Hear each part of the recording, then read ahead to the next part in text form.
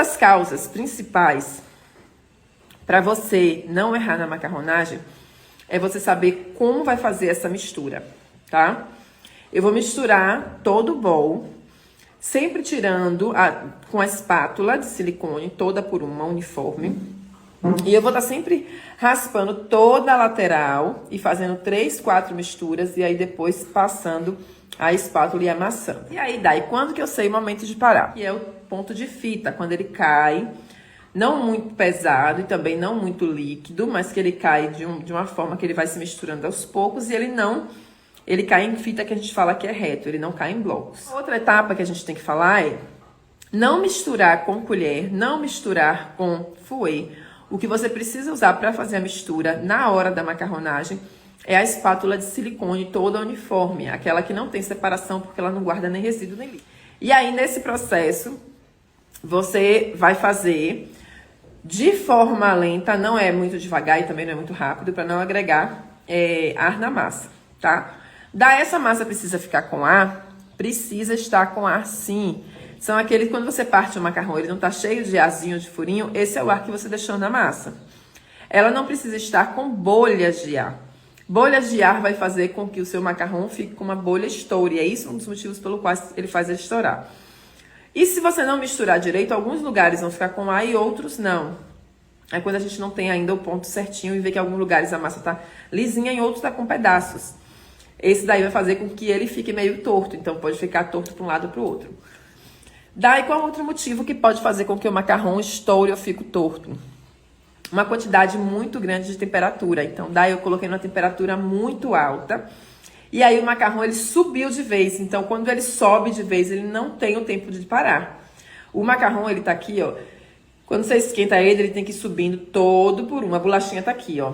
Aí você esquentou, ele vai subindo todo por um. Para. Aqui ele já tem a temperatura já correta, que não é uma temperatura alta. E aí depois ele desce um pouquinho e aqui ele fica firme só terminando de assar.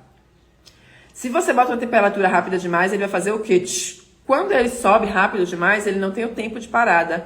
Então ele sobe e aí não dá tempo de parar, porque ele tá muito quente o forno, ele vai e estoura.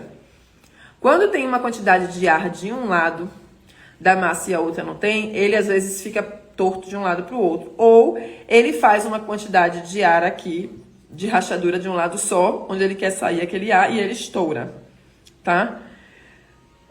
A temperatura do forno muito alto faz ele estourar. A quantidade de ar na massa que não foi tirada corretamente na hora da macarronagem faz com que ele estoure. Do gotejamento, gotejar de forma incorreta, que é torto, você vai ter aí o macarrão torto e ele vai pender para um lado mais do que para o outro e ele também estoura. Se você não preencher a manga de confeitar completa, vamos supor, às vezes eu utilizo uma manga pequena, como eu fiz na live, porque eu não tava acabou minha manga grande. Eu tenho todo o cuidado de colocar, abrir, tirar todo o ar da massa, de lá e colocar dentro. Eu não deixo entrar ar junto com a massa quando eu vou repor. Então, para quem tá começando e não tem essa habilidade ainda, o ideal é pegar uma manga grande e preencher ela com a quantidade da massa completa que você bateu. E aí já fecha e vai gotejando, não vai colocando aos poucos. Mesmo quando eu coloco aos poucos, eu coloco e tiro o ar da massa. Se acontecer de entrar e eu ver que tá com quantidade de ar grande, eu não quero ficar mexendo na massa, eu gotejo até onde eu vejo que o ar está na manga. E aí depois, onde está chegando o ar, eu tiro e gotejo dentro da batedeira novamente. Não gotejo no tapete. Eu vi que tá chegando o ar, eu dou aquela apertada para tirar aquela quantidade de massa e de ar que tava junto e aí volto a fazer o gotejamento. Tá? Uma forma que tem também é você abrir a manga de confeitar já com a pasta e ir alisando e apertando, porque esse ar vai se dissipar na massa. Se for pequenas bolinhas de ar, ele vai se dissipando na massa, a massa vai envolvendo ele. E aí quando você gotejar não tem esse problema. Também você tem que ter o cuidado de não ficar manuseando muito a massa do macarrão durante o processo, para também não deixar ela líquida. Ou você também não fazer ela perder o ponto, tá? Então é esse o cuidado. Eu sempre indico para quem tá começando usar a manga grande, porque você vai encher com a própria receita. Se você fizer uma receita ou 2 receitas, cabem na manga grande, tá? E aí você faz um gotejamento só. Daí você já não tem essa questão de ter ar na hora da manga, porque você foi na hora de colocar a massa, certo? Na hora do gotejamento, uma das dicas que eu dou é você fazer o gotejamento com ele com um ângulo de 90 graus. Então, aqui a gente tem o tapete. Você pega aqui, ó, goteja, para de apertar, roda e sai, tá? Tô com o tapete aqui. Venho com a minha manga de confeitar, ó. Aperto, aperto, aperto. 1, 2, 3. Paro de apertar. Dou uma voltinha e saio. Aperto, aperto, aperto. Paro de dar uma voltinha e saio.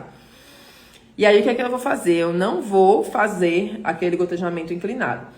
Daí, eu já vi em alguns vídeos, algumas lojas que fazem gotejamento inclinado. Sim, mas é um risco que você tem quando você não tem habilidade ainda de, na hora do gotejamento errado, o seu macarrão ele ficar torto. Então, para você que ainda não tem essa habilidade, faça o gotejamento sempre em 90 graus, ele retinho, apertou, saiu, ele vai abrir. Na hora do gotejamento, uma das dicas que eu dou é você fazer o gotejamento com ele com um ângulo de 90 graus. Então, aqui a gente tem o tapete, você pega aqui, ó, goteja, para de apertar, roda e sai, tá? Tô com o tapete aqui. Venho com a minha manga de confeitar, ó. Aperto, aperto, aperto. 1, 2, 3. Paro de apertar. Dou uma voltinha e saio. Aperto, aperto, aperto. Paro de dar uma voltinha e saio. E aí, o que é que eu vou fazer? Eu não vou fazer aquele gotejamento inclinado.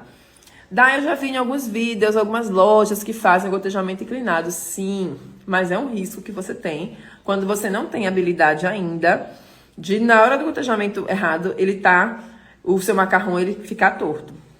Então, para você que ainda não tem essa habilidade, faça o gotejamento sempre em 90 graus, ele retinho, apertou, saiu, ele vai abrir. Um outro motivo também que tem para o seu macarrão estourar é quando você goteja muito distante do tapete. Então, eu tenho aqui essa distância, eu gotejo e aí a massa meio que cai, meio que solta. Sempre que você for gotejar, abaixe bastante, deixe ele bem próximo do seu tapete, goteje, essa bolinha ela vai começar a sair, ela mesma vai se expandir, vai abrir, fazendo a circunferência e aí você para de apertar e sai.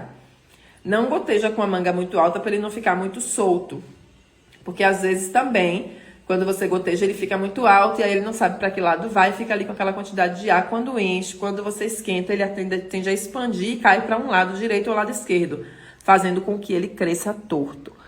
Então, assim, fiz o meu macarrão. Vou agora, fiz ele todo certinho, né? Vamos lá pensar na forma correta de fazer. Fiz ele todo certinho.